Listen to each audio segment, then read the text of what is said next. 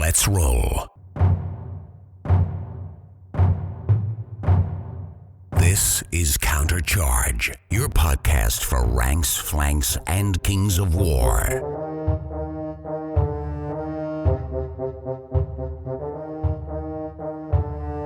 Join your hosts as they delve into the world of Panithor and bring you worldwide coverage of all things Kings of War.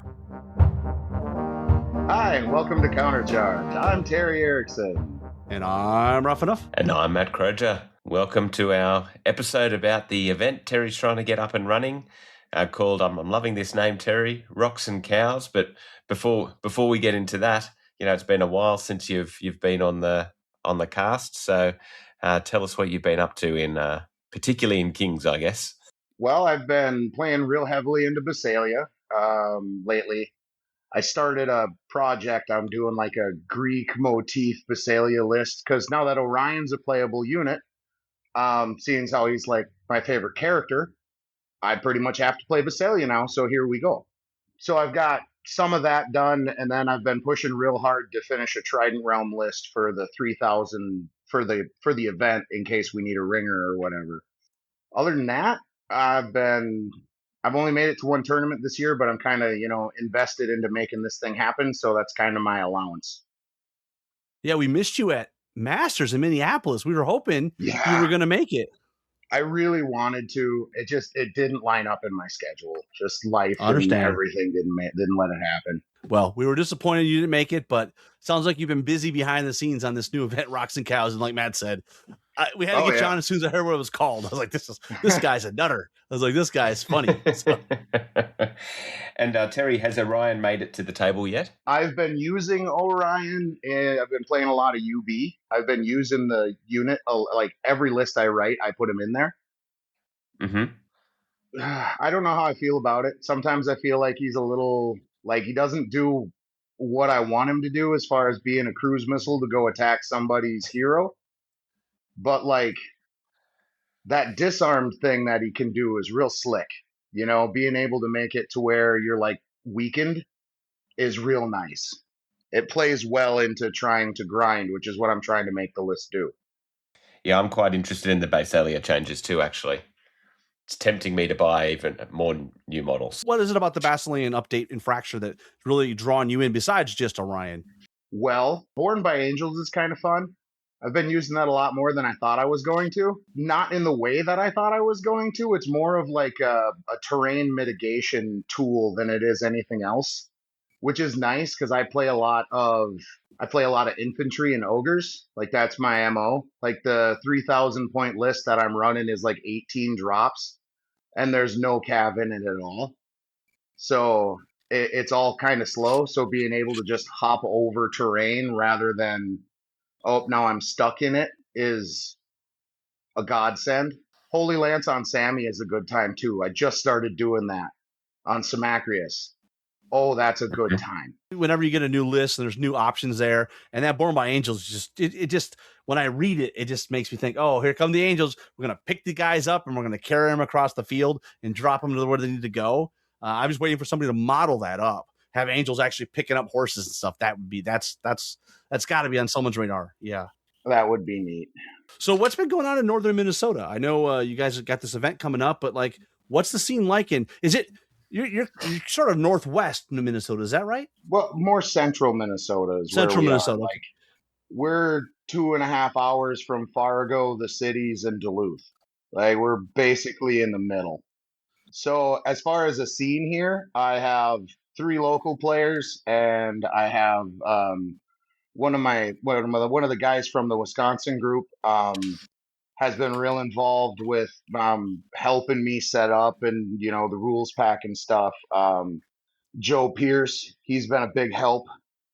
Yeah, let's talk about Joe. Joe is a crazy person, and I love him. I played him at Adepticon a few years ago, and he's into cosplay or like leather goods and stuff, armor and all. Yeah, it's just, oh my God, he's so passionate.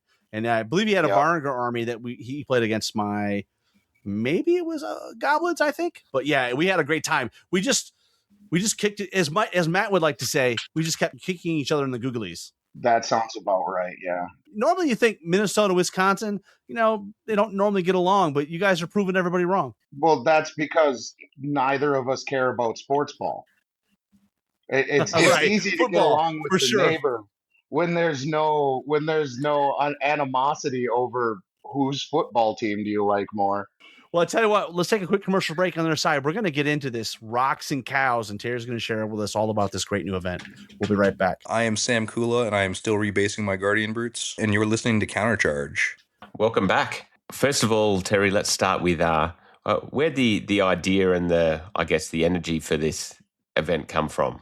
Well, when I started playing Kings, I thought it'd be real cool to like set up something out here and kind of get away from, the I don't know, the city, like, hey, come out here, come play with us. There's a few of us out here. There's not many, but like, I mean, right down to where the name come from. At one point, our governor had said there's nothing out there but rocks and cows, and so here we are. There ain't nothing out here but rocks and cows, and my tournament. So I mean, we're trying to do that. As far as the energy for it, I guess maybe I was just born with it. I don't know. I've really enjoyed Kings so far. The 4th edition, there's been stuff that's been a little spooky as far as like releasing and information getting released. That's kind of a little like, kind of wish it was done different. But what do you do? As far as the rules and as far as the stuff that's been coming out, it feels good. I've been having fun. So I feel like I'm winning.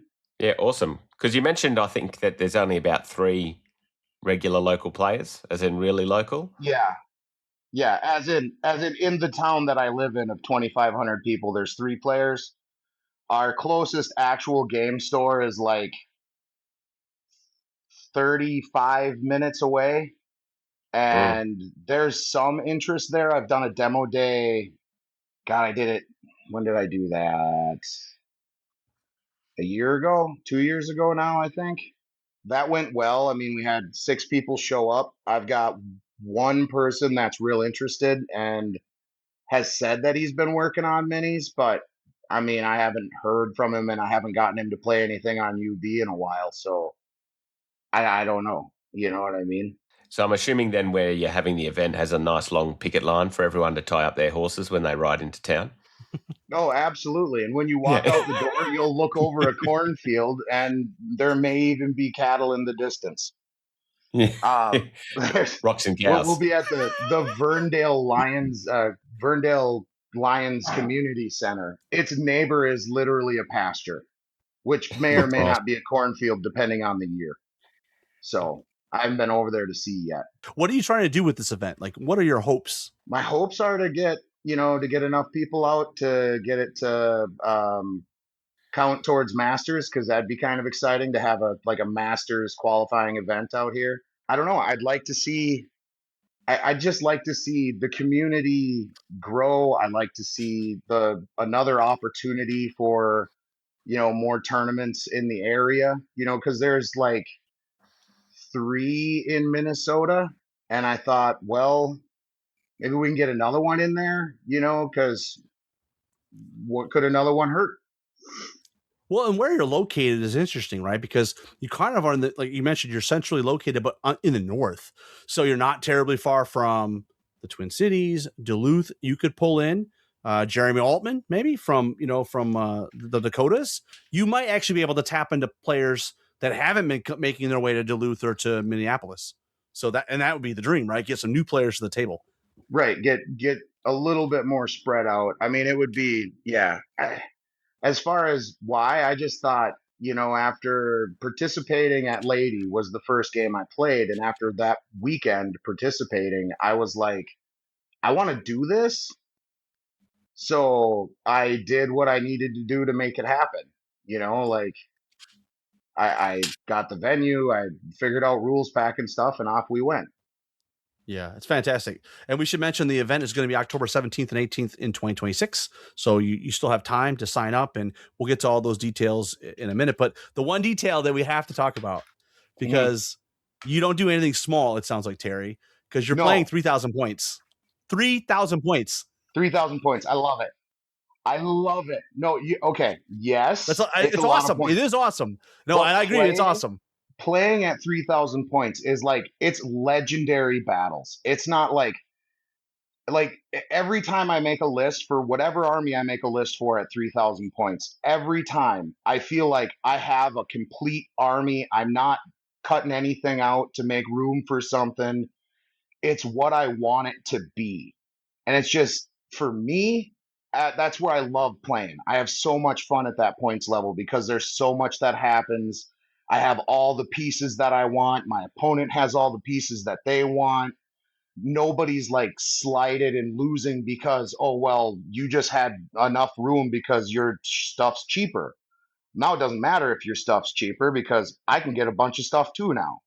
Really interesting because this may be the first time that it really does make sense to have 2 battalions. 100%, right? Because you have to have 2 battalions at 3,000 points. Oh, my list is four heroes and all the core and specialist stuff, 1 battalion. I'm running 1 battalion at 3,000 points, and it is awesome. I love it. We should mention you guys are playing 5 games, which I think at 3,000 points it would be very difficult to play 6.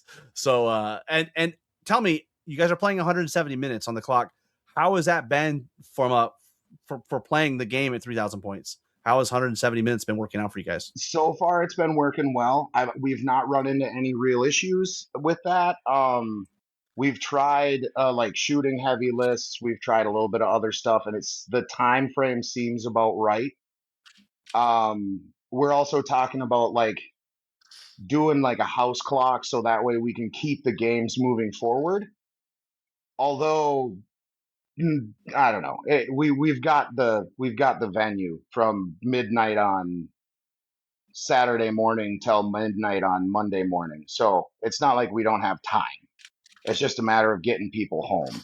And the other thing that we need to talk about, which I think is maybe even more awesome than 3,000 points, is that you're using alternate deployments. Oh, they are so much fun. And like, if there's any key thing that I want to focus on about this tournament and what we're trying to accomplish, is we're trying to have fun. I want it to be a different experience. I want it to be fun, and I don't want it to be something that you would get at every other tournament that you go to. Like, you're playing 3,000 points. You've got the alternate deployment zones. It's just trying to have fun. I mean, right down to the special unit that we added. It's all about having fun. Yeah, I just appreciate something different, right? I always tell TOs, make the event you want to go to, right? Because if it's you on the table, it's going to be more fun to run, and you're going to really project, what you like to see in the game. And I think not enough events are trying the alternate deployments. And part of it is just the infrastructure, Matt, right? I mean, it's really hard to play like the long ways just because of the way we set the venue up a lot of times. Is it though? Like I kind of feel like most like game stores, sure, have very limited space, but a lot of these places happening in halls and things, I don't think it's space that's limiting it a lot. I think it's people's lack of desire to do something different. Lack of creativity. Yeah, and they think it's it becomes too biased, but that's the whole point. If like someone like Terry has declared out there, it's going to be in there. Well, if someone's taking it seriously, then they should take that into account with their list building. You need to take that into consideration with deployment for sure. Yeah, well, diagonal with 3,000 will be insane because you kind of end up with those like. Almost, it's like if you were deploying normally, it's almost refused flank, but you've got no other choice. Right, right. And the long way at 3,000 points, it's like fighting in a hallway. It's like that scene in the Daredevil show where there's the big hallway fight, and it's just, oh yeah. What a reference. Matt's too cool to watch Marvel stuff. I think he's more of a James Gunn fanboy. I'm not sure. But have you seen Daredevil Born Again Season 2? Yeah, Daredevil Born Again Season 2. Oh, no. They're in like a city hall and they're just going at it. It's like a whole mob and the Kingpin is just thumping people. And Daredevil's thumping people. Super awesome. Nice. But, Thinking about long deployment, though, we got to invent like a table that has like a giant like lazy Susan in the middle, and the whole tabletop just turns. Right, right. That's what we need. Or put all the tables on casters, and you can just turn. Put them all on casters. Yeah, there you go. Put them all on casters. If only we weren't using 2 banquet tables. You know, if we had just one table, that'd be all right. Good old standard banquet table. Hey, they work though, right? Right, do the job. What are the region rules around Masters, Terry? So you mentioned you'd love to get enough people there. I'm not 100% sure what we need to reach to be able to actually qualify to be part of the Masters ranking. I haven't figured that part out yet, but you know, it would definitely be something I would like to see to happen. Heard it's 8. Well, surely Donny Cross will be getting in his car, Robert. 100%. Well, he already mentioned it when we had him on for our last chat about painting McArmies that he's planning to be there, and he'll probably bring friends because you know he's not terribly far. You know, because he's north of Duluth, I think. Yeah, he's a little bit north of Duluth. He said he's going to do what he can to be there. Chris Kapsner has said he's going to do what he can to be there. And I've got a few others that are, you know, interested. We'll see what happens type situations. I just, you know, I really hope it turns out. I mean, our first real event in Kings of War back a million years ago was 8 players. And you know what? It was a great event. Like, it was 8 players. We kind of all knew each other, and it was a lot of fun. You know, and the reality is it's not so much the quantity of players, it's the quality of player, or the quality of human that you have showing up. And so, you know, if you get 15 players, you're going to have a cracking time, right? And I am assuming Joe Pierce is going to drag some of his buddies from Wisconsin. And that group is really fun. I know Joe is coming. I haven't, I've heard that a lot of what he's been told is it's not looking good for them, but okay, you know, it's you just gotta keep the pressure down. Just keep the pedal down. Right. They'll show up. I don't know. I think the biggest thing that I'm dealing with is like the nerves of the whole thing. Just kind of like, man, I'm kind of blown in the wind right now. I really hope that this works out and I didn't just blow a bunch of money. You know what I mean? Like, that's kind of the big thing right now for me. And it being my first go is like, man, I hope did I make all the right choices about these things? I think you did. You pushed all your chips in the middle of the table, which I love. You know, but on the flip side, you know, you went a little extreme on the points and the alternate deployments. But for scoring, I really appreciate the fact that you've got a very new player friendly scoring rubric. You guys are basically playing win, loss, draw with attrition. You know, you'll have some sports scoring, but this is great for a new player. No paint judging. You'll have player's choice. Yeah, for its own special award, but we didn't want paint to affect the score of the gaming end of it. We wanted that to be, I don't know, I guess the word would be cleaner. But, you know, so we decided against that, and we thought, well, for like a special thing as far as, you know, awarding the people that have spent all this time doing all the hobby, let's do a little award for, you know, for the People's Choice Painted Army, you know, and the special unit judging thing. Yeah. It's new player friendly though. So there's people that may not have their army all the way done. Like you're making it very inviting to people, which is important for the first time over the fence, right? You know, people shouldn't have an excuse. Just put some models on a base. Let's go. Yeah, just put a few on there. Let's get it on the table. Let's go. Let's see what happens. Let's go roll some dice. It should be just a blast. What are you doing for terrain? You've been building? I've got help from Mr. Kapsner. Thankfully, he has tons of terrain. He has reached out and has helped out with the terrain and mats, so that way that stuff can be there and can happen. I've been working on stuff. I don't have near enough. Well, depending on turnout, but like I don't have near enough right now, so I'll have the extra that I need, and I only have one tabletop right now. How many players are you capped out at for space from a space perspective? Oh, from a space perspective? Oh, geez. I think they said there's 25 tables, so we'd have to split them in half. So you could have 12 tables, right? So you could have probably 24 players. Yeah, something like that. I think. I don't know. I can get a hold of them if it starts to become a worry. 24 players is a great size event. It's big enough to be impactful that you're not replaying the same players, but small enough that you get to meet everybody. Yeah. If we break 10, I'll be super excited. You know, yeah.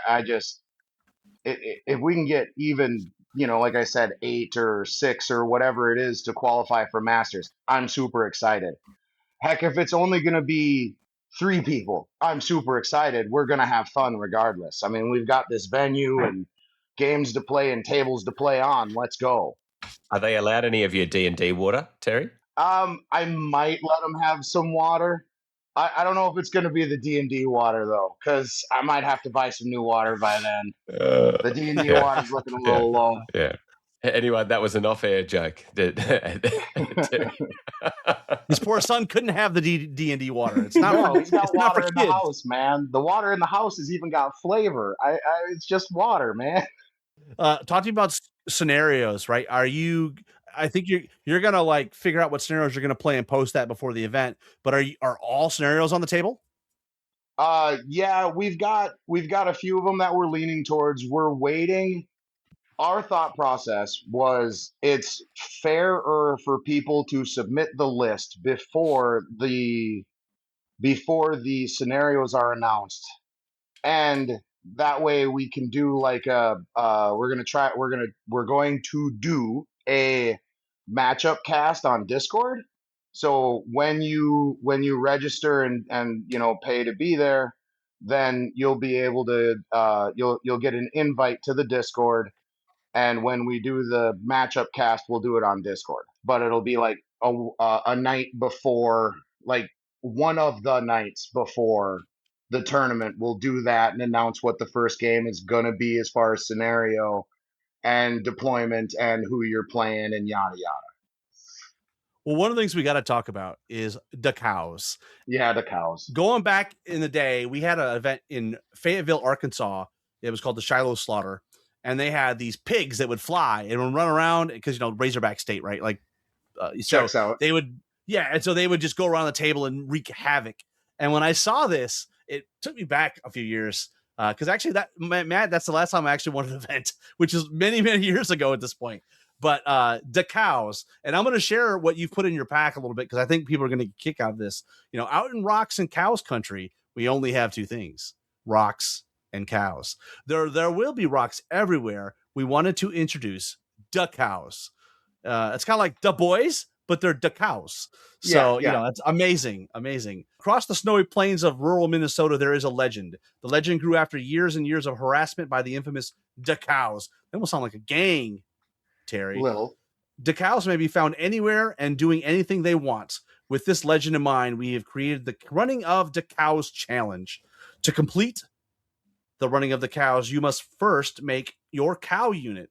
Proxy bases will be provided if players do not have their own cows. And yes, there will be a best of pasture painting contest. You're leaning into it, Terry. I love it. So all the generals can show off their units. We love originality. The main purpose of the challenge is to protect your unit of cows while slaughtering, aka routing, your opponent's cows. If both generals' cows are rustled or slaughtered, the objective point will be added to both players' game point totals. The cows will not be added to your army point total. So the cows, here's the stat line, which I love. It's a cav regiment, so it's 125 by 100 millimeter, and their stats are speed 6, melee 6. They don't have a shoot value. Man, you should have had them fart or crap. That would have been pretty cool, right? I hadn't thought of that. That's not a bad ad for next year. Defense 6+, attack 6, no unit strength, but their nerve 16 and their height 3. Their crushing strength 6. Has your foot ever been stepped on by a cow? I imagine it would be very painful. It's not fun. No, and then they get faint because the cows get out of the barn all the time. They have phalanx because the cows and the bulls have horns, and they have fearless. Blessed is the mind too small to waver. Blessed is the mind too small to waver. And then they have the Ice Queen's blessing. Because again, people don't realize this is northern Minnesota. It's cold up there. So they're going to be immune to blizzard and the frozen condition. Minnesota cows give no craps about the cold. I love it. And then they have another rule called outgrazing. After both sides have deployed, but before any scouts moves, to deploy this unit anywhere on your half of the board in open terrain outside of your deployment, not on any tokens or markers. Cows will be active units as the game starts per normal. So basically, you set the table up through normal deployment, but before you do scouts, you drop these guys down, and they can go anywhere outside of your deployment. Yep, anywhere outside of your deployment. Yeah. That's amazing. Do you know, Matt, listening to that, That's to me, I just listening to it and go, this is a D&D brain writing a Kings of War rules pack. Do you know what I mean? It's amazing. It's just that flavor in there. That's just about the most amazing special thing I've heard for a tournament. The only thing you could have had, I wonder what you could have got for tipping cows, Terry. That's another thing we can look into. Hopefully we've got many years of the Rocks and Cows and Too Many Miniatures, Prince of the Pasture, Battle Royale. I mean, let's go. What did Joe think about the cows? Joe enjoyed the cows. Joe spent a lot of time helping me with it. Joe's been very much involved through the whole process. He's helped me a lot. Like Awesome.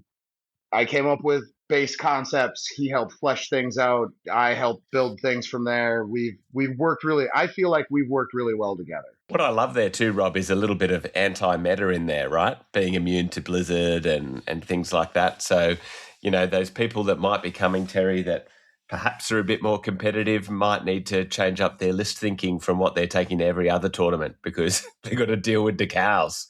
Well, it's only the cows that are immune to Blizzard and Frozen. Yeah. But yeah, I mean, we didn't want them to just get targeted by Blizzard and taken off because that's such a common spell to take right now in the meta. Since they're worth a point and there's so few points available at our tournament, we didn't want it to become just the target for Fireball or for Blizzard.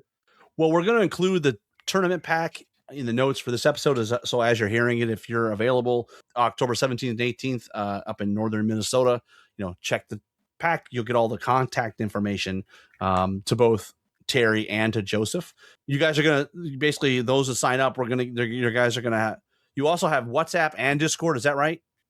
Yeah, I'm on WhatsApp and I'm on Discord. I have a Rocks and Cows Discord, and then I have one specifically set up for the event that we're going to be using for everybody else. And there's Facebook, and my email is listed in there.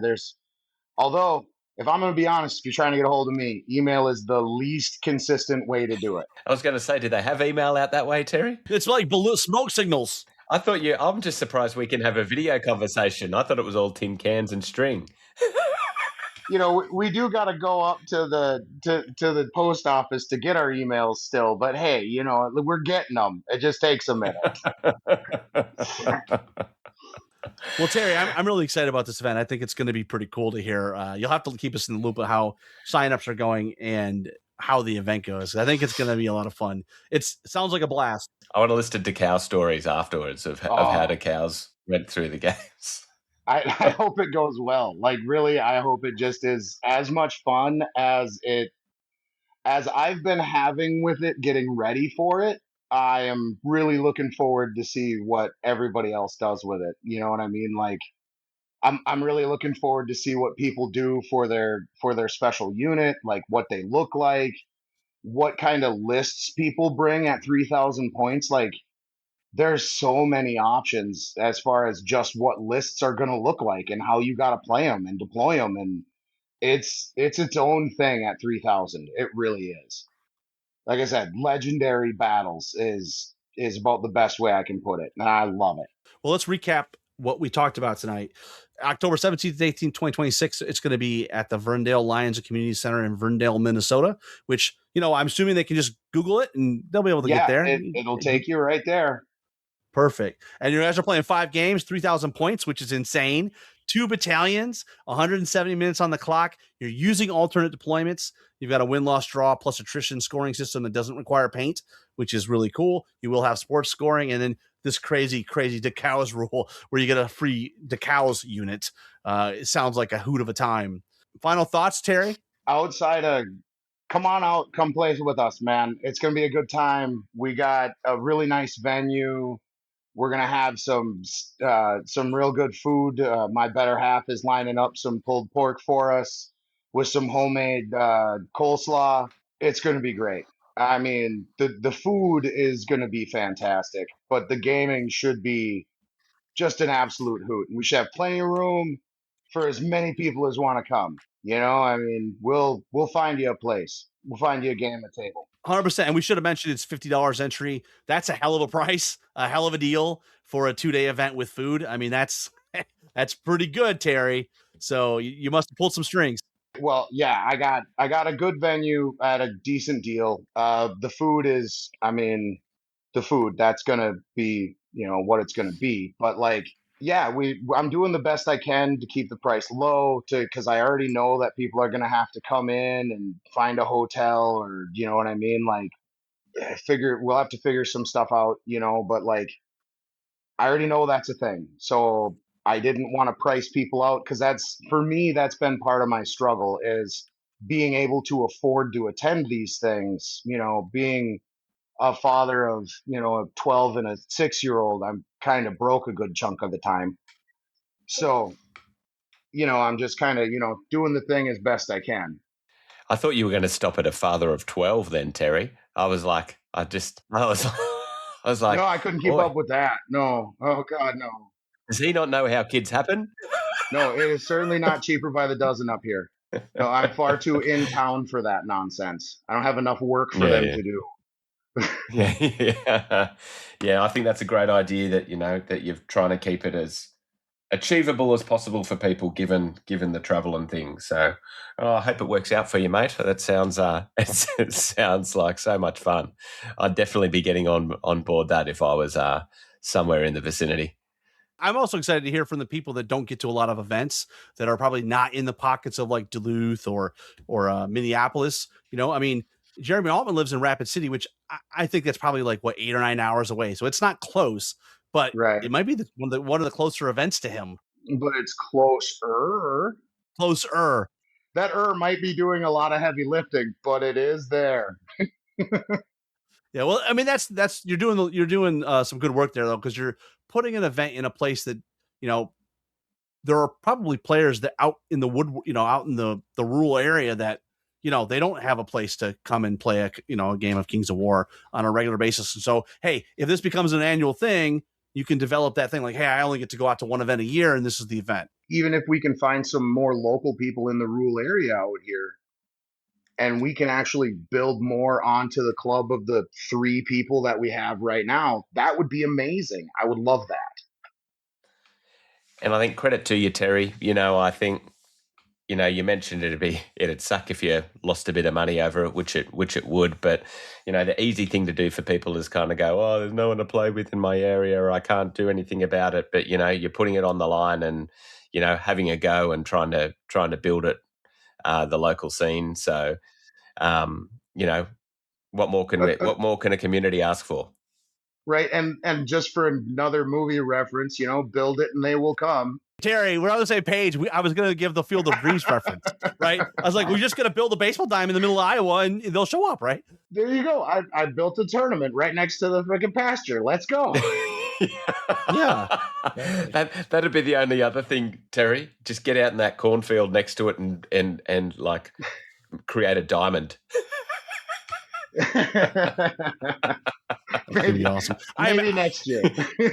I imagine though, northern Minnesota has good seasonal color, right? Oh yeah, October should be good. You're gonna get some real reds, yellows, auburn colors. It's gonna be popping, man. Mid-October should be good color season. Give or take. You're never really sure, but yeah, it should be pretty close to in there. The weather should be nice. I mean, on average, you're looking at 60s during the day. Gets a little chilly at night, but it'll be pretty nice as far as that goes. Well, that's a good place for us to end it. Thanks for listening, and until next time, keep countercharging. Thanks for listening, and we'll see you next time on Countercharge.